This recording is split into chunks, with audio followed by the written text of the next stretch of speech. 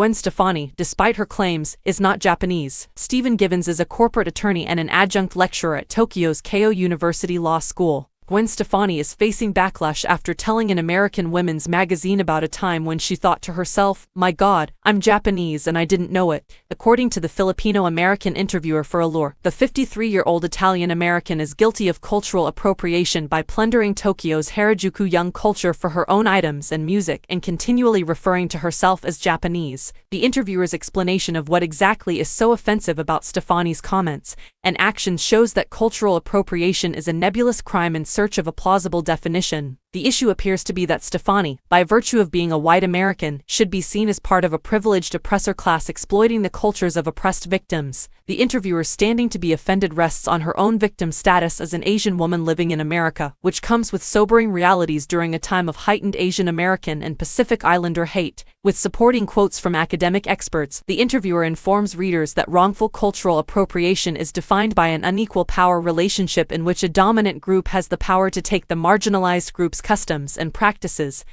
and give these traditions meaning, without the original context or significance. Stefani's offense then was to have declared "I'm Japanese" while being a member of a dominant group. Dominant group status also made it problematic for her to have used Japanese dancers dressed in Harajuku fashions as background props in some of her music videos almost 2 decades ago. At least in relation to Japanese culture, a critical flaw in the interviewer's logic is the assumption that Japanese see themselves as an oppressed, marginalized culture. But most Japanese likely would have no idea what is so upsetting about an aging American pop singer proclaiming she feels Japanese. Many instead might question casually lumping their culture together with a constellation of distinct and variable Asian American and Pacific Islander cultures tenuously held together solely by the common denominator of supposedly being victimized, marginalized or hated by dominant whites. Of note, the Japanese government has been eagerly promoting Japanese cultural exports and inbound tourism to cultural heritage sites through its Cool Japan program since 2012. If anything, cultural appropriation by foreigners is highly encouraged, as evidenced by practices such as the official promotion of rental kimonos and cosplay. True, America has absorbed significant amounts of Japanese culture, ranging from cuisine to martial arts. The translated versions of the imported versions are invariably jumbled.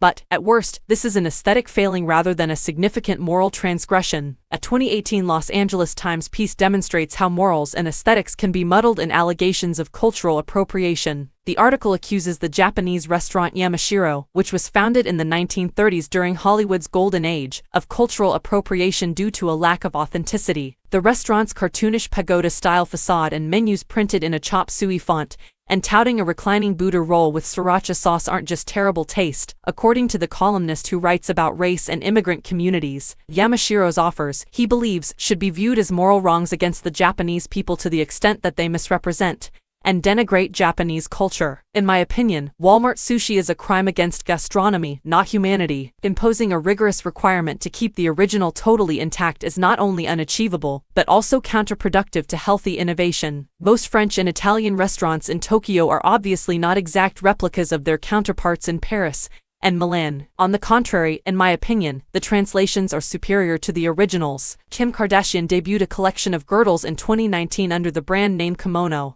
This sparked a storm of anti-cultural appropriation protests, largely from international progressives who felt aggrieved on behalf of Japan, while Japanese and international social media users successfully lobbied for Kardashian's name to be changed. Other Japanese were perplexed by the controversy and unaware of the fundamental principle of cultural appropriation. Accusing Stefani, a Japanese restaurant, or Kardashian of cultural appropriation wins virtue-signaling brownie points in progressive media around the world. It makes little difference whether the alleged victims are outraged or not. The charge of cultural appropriation casts Japan as a false victim in order to make foreigners, who know very little about Japan, feel better about themselves. It's worth considering whether unilaterally putting victimhood onto others isn't a patronizing sort of cultural appropriation in and of itself.